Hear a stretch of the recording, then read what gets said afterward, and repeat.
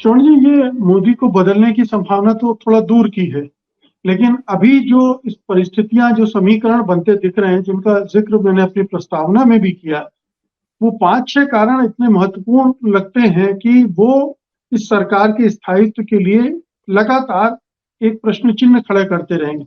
आप पूरी पिक्चर को किस तरह से देखते हैं, इस स्थायित्व के सवाल को, कि क्या मोदी सरकार में वो कुव्वत है, वो समझदारी, वो लचीलापन है, उनके पास अब वो करिश्मा है कि वो इस सरकार को खींच ले जाए बिना किसी हिचकोले के? देखिए, मुझे लगता है कि जिस तरह का पॉलिटिकल डेवलपमेंट हुआ है, मैंडेट मिला है, उसने एक चीज साफ कर दी है कि मोदी जी 10 सालों तक जिस तरह से काम करते रहे थे, अब नहीं कर पाएंगे। अब उनको टुकड़ों टुकड़ों में अपने को आपको सिद्ध करना पड़ेगा। मोदी जी का जो इमीडिएट गोल है वो ये है कि किसी भी तरह सत्ता में बने रहने का है, और टाइम को थोड़ा सा समय प्राप्त करने का है। वो समय उनको 3-4 चीजों के लिए चाहिए। एक तो उनके जो पूंजीपति मित्र हैं, जिन्होंने बहुत बड़े बड़े स्कैंडल्स किए, घोटाले किए हैं। सबसे बड़ा घोटाला अभी जो 30 लाख करोड़ रुपए का स्कैम है, उन लोगों को अपने बेस शिफ्ट करने के लिए टाइम चाहिए। मोदी जी अगर कमजोर होते हैं तो ये जो जितने लोग हैं, जिसमें अडानी अंबानी खास हैं, वो हिंदुस्तान से अपने बेस को शिफ्ट कर लेंगे। काम हिंदुस्तान में करेंगे, बेसिस शिफ्ट करेंगे। जैसे कि अंबानी के बारे में चर्चा है कि उन्होंने अपना बहुत बड़ा बेस दुबई में शिफ्ट कर लिया है। मोदी जी को टाइम चाहिए, और वो प्रेशर इनके जो जिनको क्रोनी कैपिटलिस्ट कहते हैं उनके कारण है। दूसरा ये कि 10 सालों में बहुत सारे स्केलेटन्स जमा हो गए हैं सरकार के खजाने में, और उम्मीद नहीं थी कि ये इस तरह से तबाही हो जाएगी सरकार की। मोदी जी को टाइम चाहिए उन सब चीजों को ठीक करने का।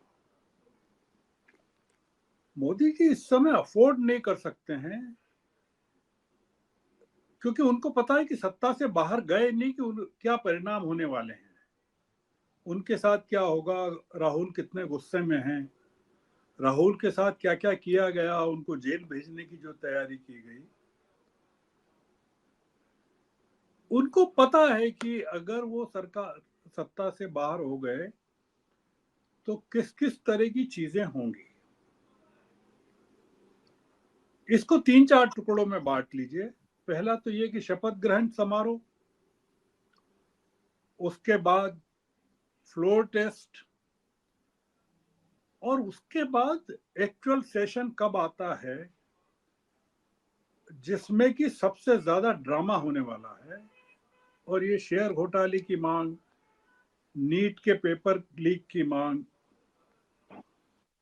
तमाम चीजें, विपक्ष इस समय बहुत ज्यादा ताकतवर है, बहुत ज्यादा नाराज है, और सरकार को बचाने के लिए लोग नहीं है। जितने आक्रामक सांसद इस समय विपक्ष के पास हैं, एनडीए के पास एक भी नहीं है। सरप्राइजिंगली अगर आप लिस्ट देखें तो मोदी जी के पास कोई नहीं है। अमित शाह क्या बनते हैं ये इमैटेरियल है। अमित शाह सरकार में नहीं हो तो भी ताकतवर बने रहेंगे, और सरकार में हो तो भी ताकतवर रहेंगे। बिहार में अगले साल चुनाव है, अक्टूबर में। नीतीश कुमार को अपनी हुकूमत बचाना है वहां पर। आंध्र में अभी चुनाव हुए हैं और सरकार आई है वहां हुकूमत में। चंद्रा बाबू को अपनी हुकूमत चलाना है और केंद्र से पैसे चाहिए, और जगन रेड्डी को जेल में डालना है उनको। जिसने जगन ने बाबू को जेल में डाला था, अब उनको जेल में डालना है। ये दोनों कोई ऐसा काम नहीं करेंगे कि आने वाले 6 महीने, साल भर, 1.5 साल इनस्टेबिलिटी हो किसी तरह की सरकार में। इसलिए ये, और दूसरा मुद्दा ये है कि जो मैंडेट है वो इस तरह का है कि सिंगल लार्जेस्ट पार्टी के तौर पर, आप कुछ पूछना चाहते हैं मुकेश जी? नहीं, आप कंटिन्यू करें। सिंगल लार्जेस्ट पार्टी के तौर पर बीजेपी है। बीजेपी की पॉपुलैरिटी बढ़ी हुई है, उसका वोट शेयर 0.8% कम हुआ है सिर्फ। केरल में जगह बनाई है उसने, सीट ली है। तमिलनाडु में वोट शेयर बढ़ा है, सीट नहीं भी मिली हो। कर्नाटक में, तेलंगाना में, आंध्र में अपेक्षा से ज्यादा उसको सफलता मिली है। उड़ीसा में सरकार बन गई है। इस साल के आखिर में महाराष्ट्र और हरियाणा में इलेक्शंस हैं, और महाराष्ट्र और हरियाणा में सबसे ज्यादा धक्का बीजेपी को लगा है इन चुनावों में। हमको इस साल के आखिर तक प्रतीक्षा करना पड़ेगी। ये सरकार का जाना तय है। मोदी जी के परेशानियों का बढ़ना तय है। ममता बनर्जी ने आज कहा है कि हमने सरकार बनाने के प्रयास कम नहीं किए हैं, बंद भी नहीं किए हैं। बहुत ही आक्रामक मूड में है ममता बनर्जी। आज भी उनका जो बयान आया है, इतना जबरदस्त विपक्ष है इस समय इंडिया गठबंधन कि उसकी कल्पना नहीं की जा सकती है। उसकी एक भी ईंट खसकने को तैयार नहीं है इंडिया गठबंधन की। तो इसलिए मैं मानता हूं कि आने वाले जो दिन हैं वो मोदी जी के लिए गिनने के दिन हैं कि मोदी जी कितने दिन किस तरह की ट्रिक्स से, उपायों से उसको खींच पाते हैं।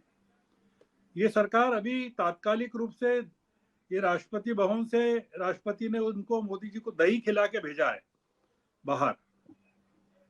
वो पहले प्रधानमंत्री हैं जिनको किसी राष्ट्रपति ने विश्वास मत के पहले दही खिलाया है। किसी प्रधानमंत्री को नहीं खिलाया, किसी इनकम्बेंट को नहीं खिलाया। पूरा का पूरा सिस्टम इस समय मोदी जी को प्रोटेक्ट करने में जुटा हुआ है। ये उसमें मीडिया जो कल तक थोड़ा ढीला पड़ा था, परसों तक मोदी जी के भाषण के बाद आपने देखा कि किस तरह से बदल गया है। ये लड़ाई अभी काफी खत्म नहीं हुई है। ये जिसको सीज फायर कहते हैं वो हुआ है। और जी, मेरा सवाल है ये है कि आपने कहा कि मोदी जी की लोकप्रियता कम नहीं हुई और बीजेपी के वोट कम नहीं हुए बहुत। अब उत्तर प्रदेश में जो CSDS का सर्वे कहता है कि उत्तर प्रदेश के लोग राहुल गांधी को प्रधानमंत्री के रूप में मोदी की तुलना में ज्यादा देखना चाहते हैं। ये भी आया है कि अधिकांश राज्यों में बीजेपी का वोट शेयर गिरा है। ओवरऑल भले ही वो उसमें गिरावट उतनी न दिखी हो, लेकिन बहुतेरे राज्यों में उनका वोट शेयर गिरा है। और प्रधानमंत्री मोदी और राहुल गांधी के बीच जो लोकप्रियता की रेस है उसमें भी फासला कम हुआ है। क्या ये पॉइंट्स नहीं है जो बता रहे हैं कि मोदी राजनीतिक रूप से भी थोड़ा कमजोर हुए हैं? मोदी राजनीतिक रूप से भयानक तौर पे कमजोर हुए हैं। CSDS का सर्वे चुनाव के दौरान हुआ था। मैं पोस्ट पोल सर्वे की बात कर रहा हूँ। पोस्ट पोल सर्वे की बात कर रहा हूँ जो अभी आया है। नहीं, ये पॉपुलरिटी का जो सर्वे है ये मतदान के पहले का है। नहीं, वो तो पहले का है, लेकिन ये जो उत्तर प्रदेश वाला आंकड़ा मैंने दिया जिसमें राहुल गांधी ये राहुल जो आंकड़ा आपने दिया है 36% राहुल को 32% पीएम को, इसका अब कोई औचित्य नहीं है, ये मैं कह रहा हूं।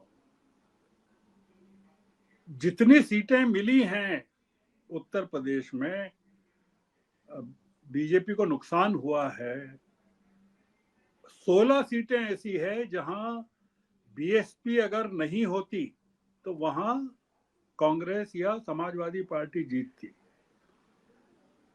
तो इसलिए मैं उसकी सर्वे की बात नहीं कर रहा हूं। सीएसडीएस और लोकनीति और इन तमाम की क्रेडिबिलिटी इस समय दांव पर लग चुकी है। इन लोगों ने जितना नुकसान करना था वो कर दिया विपक्ष का। मैं उसकी बात नहीं, मैं आज की बात ये कर रहा हूं। मैं आपको अगर अभी गिनाऊं, मध्य प्रदेश में सफाया हो गया कांग्रेस का, छत्तीसगढ़ में सफाया हो गया कांग्रेस का, गुजरात में हो गया, उत्तराखंड में हो गया, हिमाचल में हो गया, दिल्ली में हो गया, झारखंड में सफलता नहीं मिली उतनी, बिहार में नहीं मिली उतनी।